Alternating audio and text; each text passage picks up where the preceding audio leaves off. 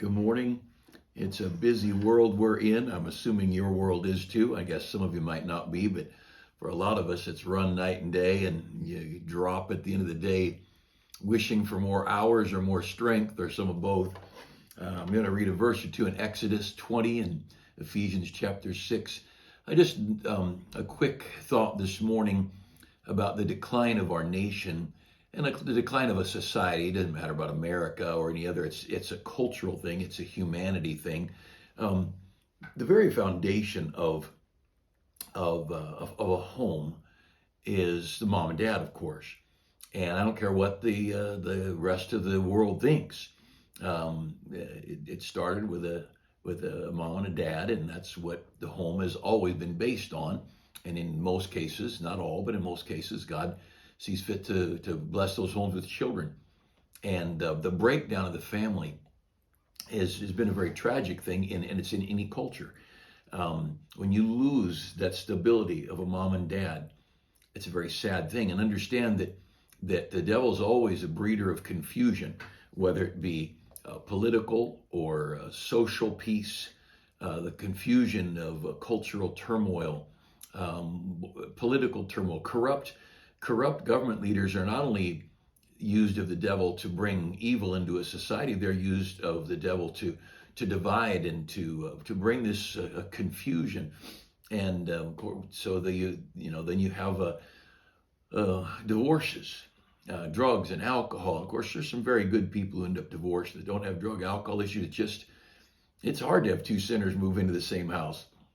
But broken homes tear apart the foundation, and then homes where there is no marriage. They're just people moving in, moving out. There's no dedication before God, and so the very root and foundation of the home is very shaky or often crushed and torn apart. And then you get a culture, a society that begins to tear apart the parents and the kids. And of course, when our young people become teenagers, little by little, kids begin to withdraw. There needs to be that weaning off, because at some point they're going to go off and get a career, a marriage, family, and all on their own. And you can't have, the great marriage statement: a man shall leave his father and mother and shall cleave unto his wife. Well, to leave. And I think it's natural there'll be a slow breaking up there. But I want to talk this morning just for a minute or two about the deadly division between children and parents, the dividing of course, I believe that way with any authority. I think we in leadership should always push young people to their authority. And the ultimate authority, of course, is God. And then the next authority for minors, I would say, is their parents, and even for young adults.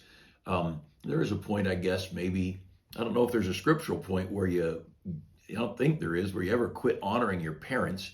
But let's just look at a verse or two here without getting into the things I don't know how to answer. In Exodus chapter 20, it's the Ten Commandments.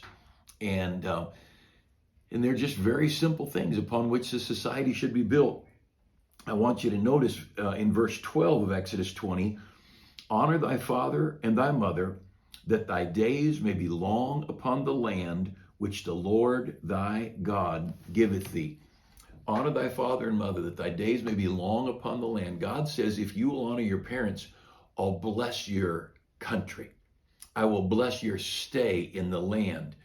And that's huge. Now, first person with the nation of Israel, they've left Egypt. They're at Mount Sinai. They're going to travel through the wilderness around to the east side of Jordan. They're going to come into the land of Canaan, and they're going to establish this new place called Israel. Abraham, Isaac, Jacob. Jacob's name was changed to Israel. His 12 sons gave us the 12 tribes of Israel, and Israel became a nation. And God says this fledgling country, several million people, but not an organized country yet. He said, you honor your mother and father, and then you'll have this land a long, long time. And over in Ephesians, if you want to look there, Ephesians chapter 6, and again, most people know these verses, but Ephesians 6 verse 1, children, obey your parents in the Lord, for this is right. Honor thy father and mother, which is the first commandment with promise. So first, children, obey your parents. But then in verse 2, he says, honor thy father and mother. And then he says, and of course, obedience is one thing for a child. Even of Jesus, it says in the book of Hebrews that he he learned obedience through the things which he suffered. Obedience to his heavenly Father, I think, is a big part of that. But he had never suffered before. Jesus had been in a perfect place, perfect heaven. Another story, maybe some, I don't know, some questionable doctrine for some, but I think he never felt hunger, he never felt weariness, he never felt pain, and he came to earth and he learned or experienced for the first time some things that he never experienced in heaven, and very sadly, but so obedience, learning to obey, is not a bad thing. And then, in verse 1, children should obey. Verse 2, children should honor. And he says, which is the first commandment with promise? If you go through the 10 commandments, don't have any other gods before me, and don't bow down to them, and don't murder, and don't kill, the different commandments. The first one that has a promise attached to it is honor your mother and father. And there is a huge draw in our culture, to separate mom and dad. And the first thing that I do when a young person comes to me, and it's not going to be children, but on occasion teenagers and often young adults, and they'll come to me with questions about college, about jobs, about marriage, whatever it might be. And the first question I ask, or as soon as I can graciously work into the conversation, is, what do your parents think? Because I'm not going to counsel some young person against their mom and dad. I'm just not going to do it. Now, I don't know, there may be some circumstance where there's some gangster dad wants his kid to go kill the opposing gang leader. I don't know what. Obviously, we're not going to counsel criminal things. In that case, I'm going to say, go talk to the police. But in a normal environment, normal Christian home, I'm going to bring it up very quickly. What do your mom and dad think? And the two authorities most important in a young person's life, the highest authority is God, and then is their parents. And so I've often talked to young adults and said, whatever keeps you close to God. Should I stay in college summer is a question that comes up. I got a good job, I'm away at college, I can come home, stay at home, be with my parents. And I'll often say, well, where are you going to be closest to the Lord? You're going to stay at college and make some money and get into trouble with all your free time?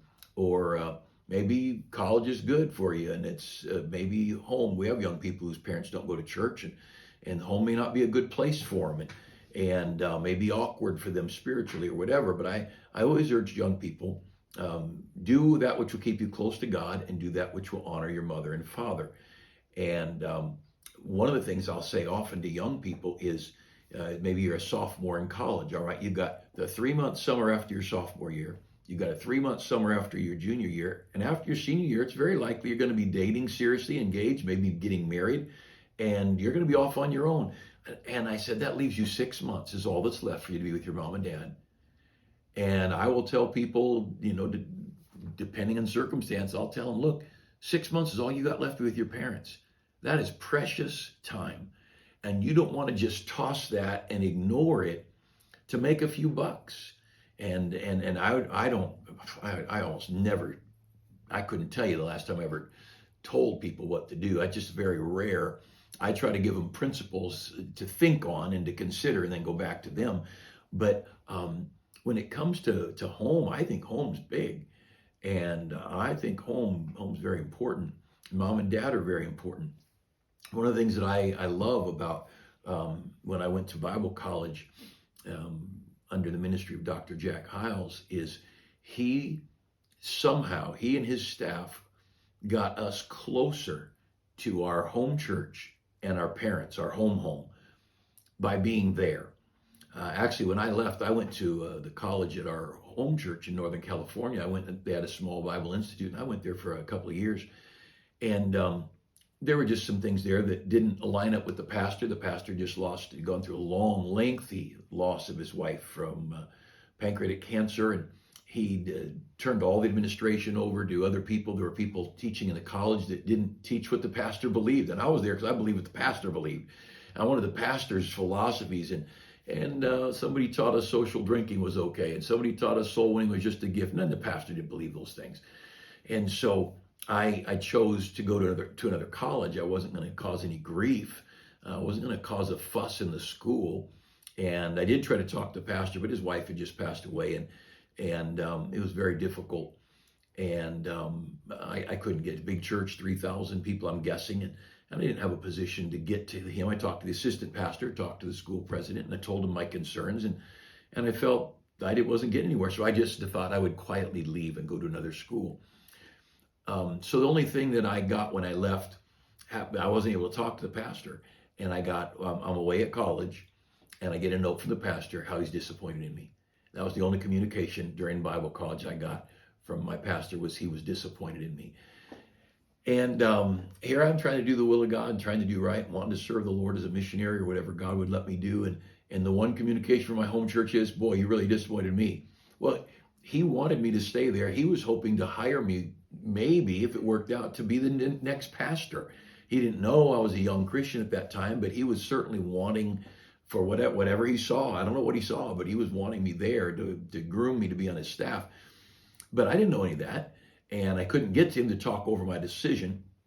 But so there was a little bit of a rift there. But you know what? Every semester I was at college, I don't know how they did it, but it drew me more near to my parents and to my pastor, to the point where a year later, I'm now working on summer staff for that pastor. And then the next summer, I worked on summer staff for that pastor. And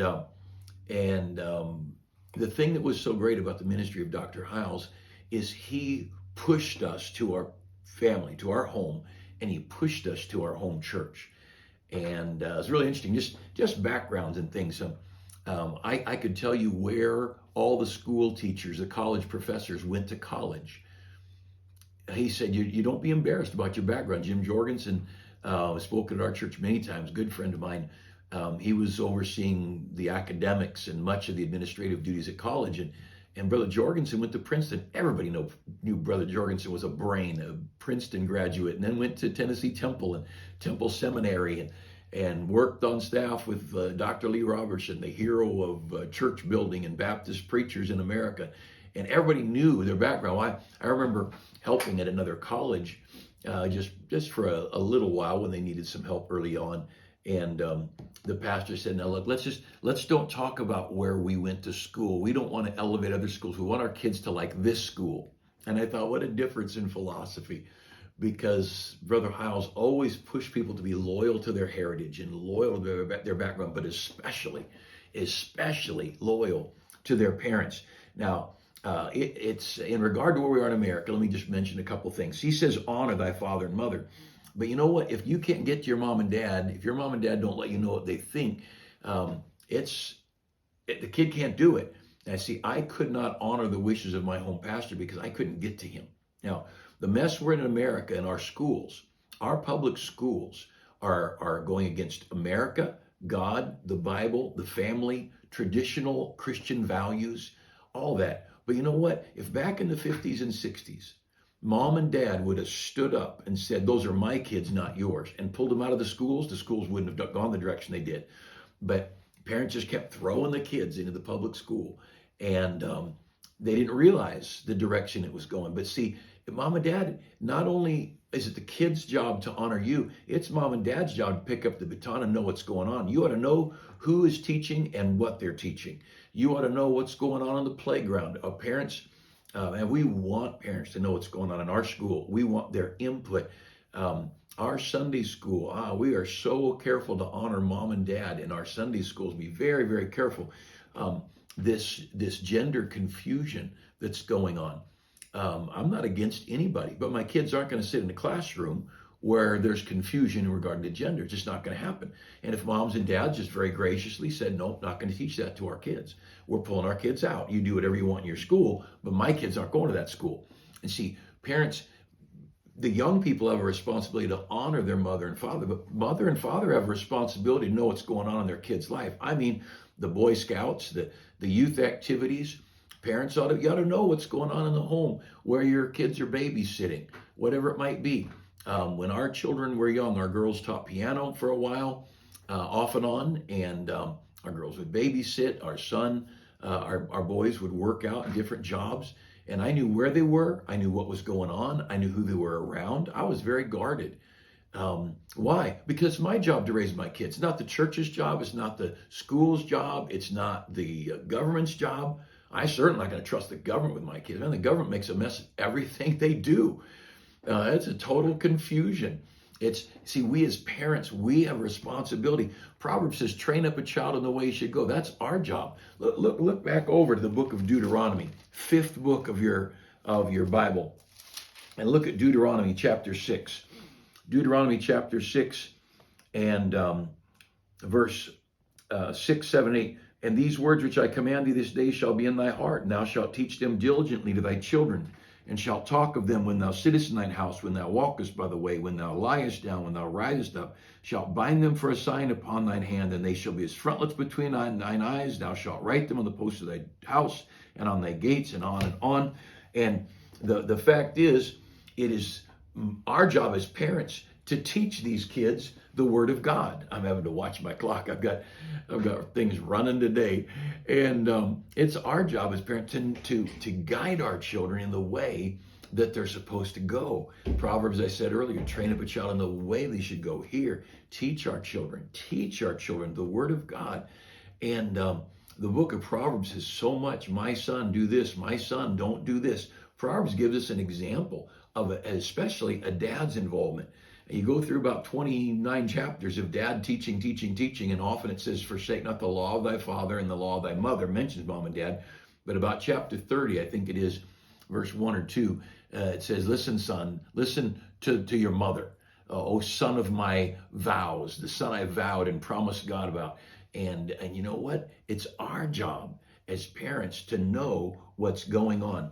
Any institution that separates the home, any institution that separates the husband and the wife, it's wrong. Any institution that's, and again, you've got a murderous, violent, whatever husband or wife. Okay, maybe there's a point when there needs to be something. That's all between you and God and how you handle that. But we're talking about normal homes here. I know pastors who've said, if your spouse isn't going to go to church and be faithful, get rid of them. No way, that's not in the Bible. That is not scriptural. And we look at in any institution that a youth department.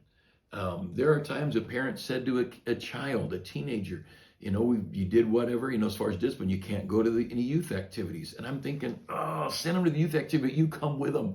But I'm not telling the kid that. No way. I said, look, your mom and dad said this. I remember years ago, I can tell one quick story. I won't tell who it is because some of the family's still in our area, but this is 35 years ago.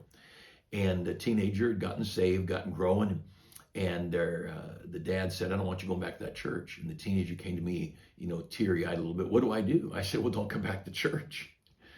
They said, what do you mean don't go back to church? I said, you got to honor your dad. You're just a teenager. You can't dishonor your father. And I said, don't come back here without your dad's blessing. And I said, you pray and I'll pray, and you go do it. You go do what the Bible tells you to do. We should not divide parents from their children. It's not our job to put a wedge there.